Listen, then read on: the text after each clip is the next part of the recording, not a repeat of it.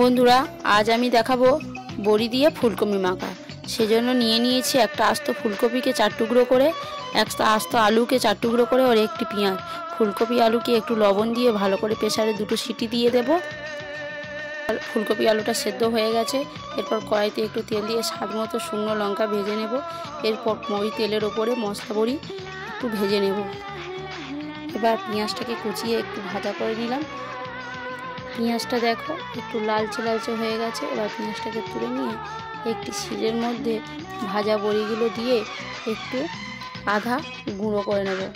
তারপর এই দেখো কেমন আদা গুঁড়ো হয়ে গেছে। এরপর লঙ্কা দুটিকে ভালো করে শিলের ওপরে মলে নেব।